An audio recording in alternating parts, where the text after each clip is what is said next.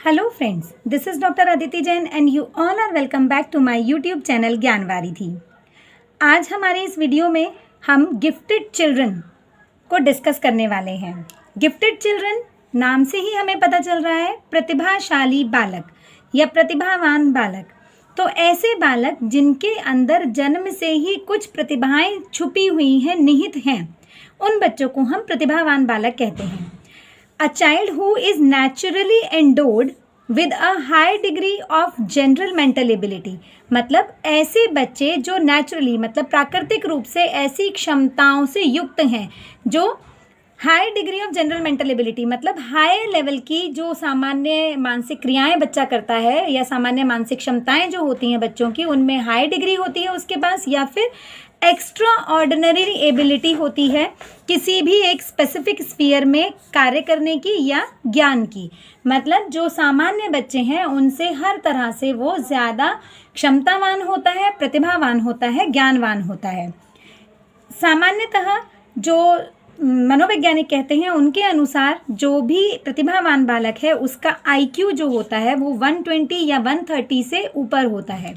यहाँ पर 120 और 130 इसलिए कहा गया क्योंकि कुछ मनोवैज्ञानिकों को इन चीज़ों में मतभेद है उनमें आपस में।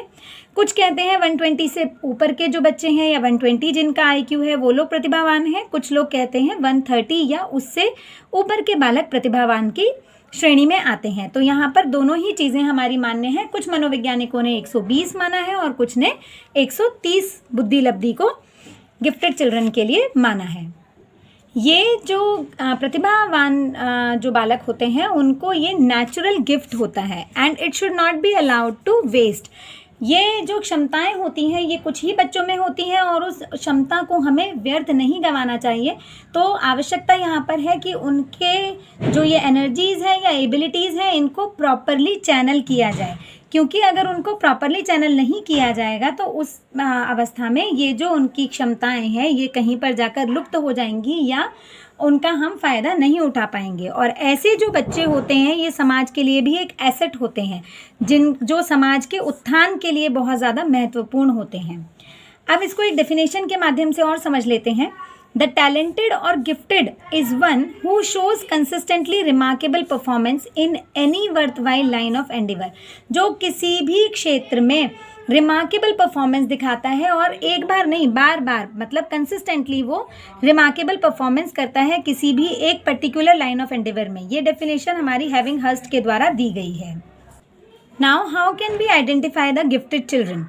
First of all he learns rapidly and easily. कोई भी जो गिफ्टेड बच्चा है, प्रतिभावान बालक है, वो बहुत जल्दी और तीव्रता के साथ सीखता है और उसको याद करने में कोई परेशानी भी नहीं होती। Then uses a great deal of common sense and practical knowledge.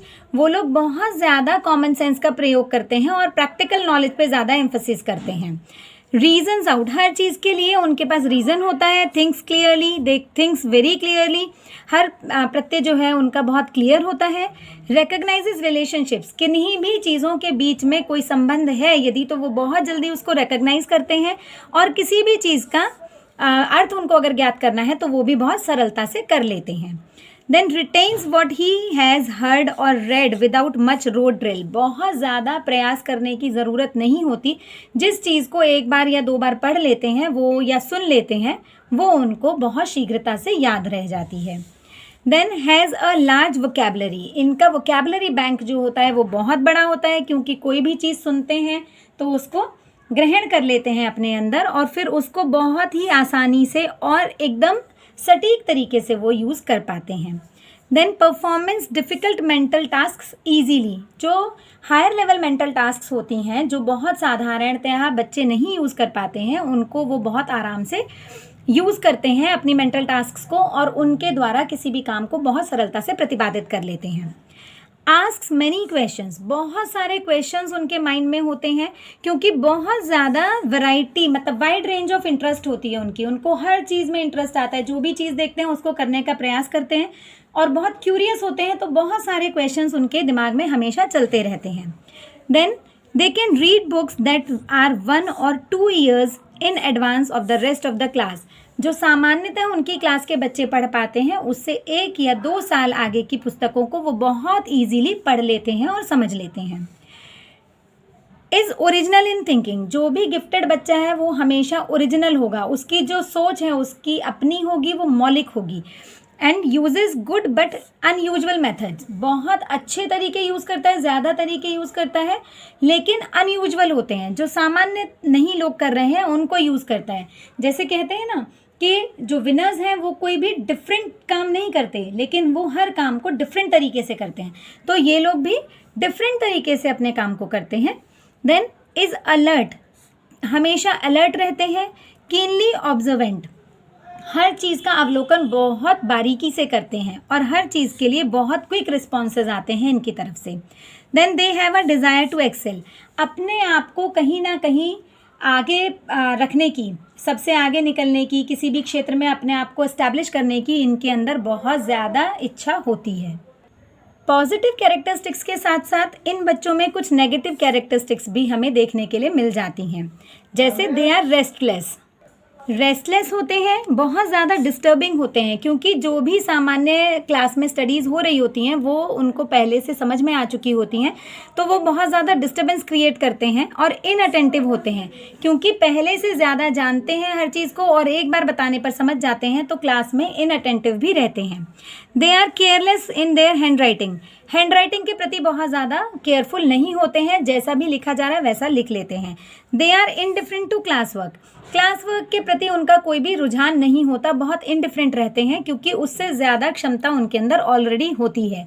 They are critically outspoken, बहुत जल्दी अपनी चीज़ों को व्यक्त करते हैं, जो मन में भाव आया उसको अभिव्यक्त करने में वो पीछे नहीं रहते हैं।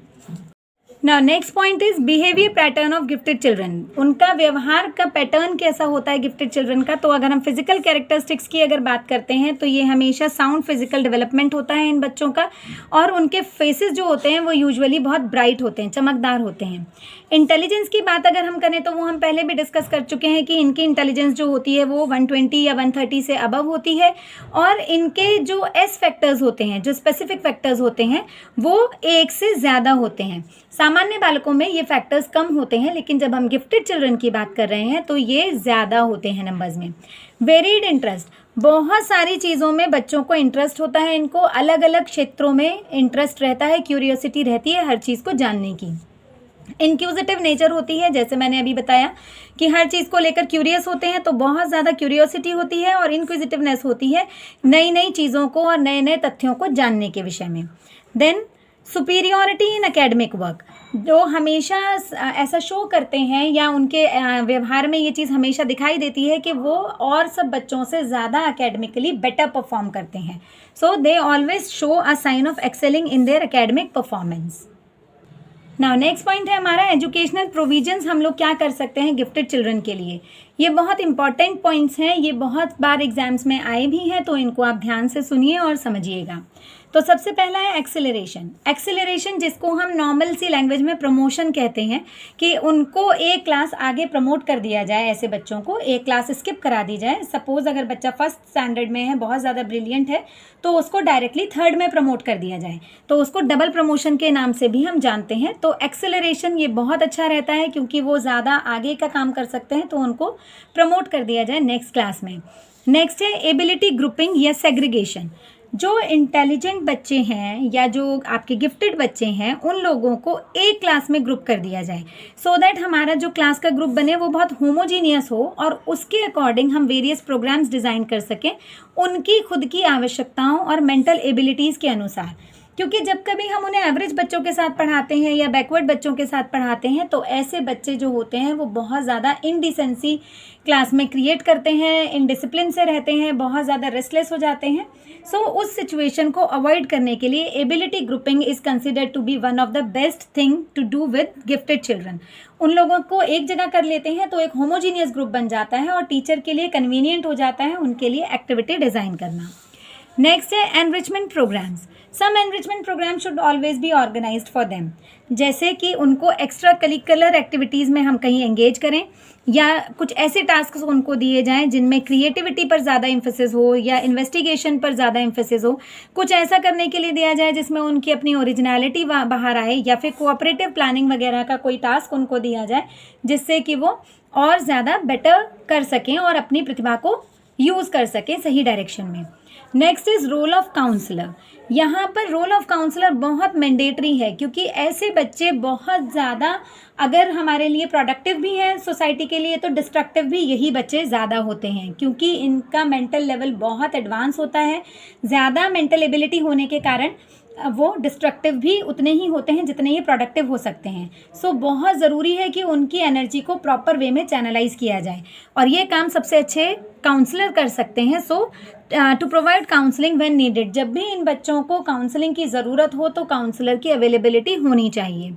स्पेशल विजिट्स, कुछ जगहों पे बच्चों को ले जाया जाए, जैसे उनको कोई प्रोजेक्ट वर्क दे दिया जाए, म्यूज़ियम विजिट कराया जाए, या किसी और एक्टिविटी में उनको इंडल्ज किया जाए, या फिर गेस्ट लेक्चरर्स को बुलाया जाए, सेमिनार्स या कॉन्फ्रेंसेस कराए जाएँ, सो दैट उनका जो एक्स्ट्रा कैलिबर है वो हमें यूज़ में भी आए और उसको हम इम्प्रूव भी कर सकें। एंड लास्ट है स्पेशल स्कूल्स। अगर हम नॉर्मल स्कूल्स में बच्चों की रिक्वायरमेंट्स को, बच्चों की नीड्स को फुलफ़िल नहीं कर पाते हैं, तो उसके लिए बहुत ज़रूरी है कि उनको स्पेशल स्कूल्स में डाल दिया जाए। यहाँ पर जो गिफ्टेड बच्चे हैं, अगर हम उनको स्पेशल स्कूल में डालेंगे तो उनको बहुत बेटर हम प्रोविजंस दे सकते हैं, उनकी रिक्वायरमेंट्स को बहुत बेटर वे में हम मीट आउट कर सकते हैं, और एक प्रोडक्टिव रिजल्ट हम सोसाइटी को दे सकते हैं गिफ्टेड चिल्ड्रन के रूप में। आई होप ये वीडियो आपको पसंद आया होगा। अगर आपको मेरे वीडियोज़ अच्छे लगते हैं तो उन्हें लाइक, सब्सक्राइब और शेयर करना ना भूलें। Thank you.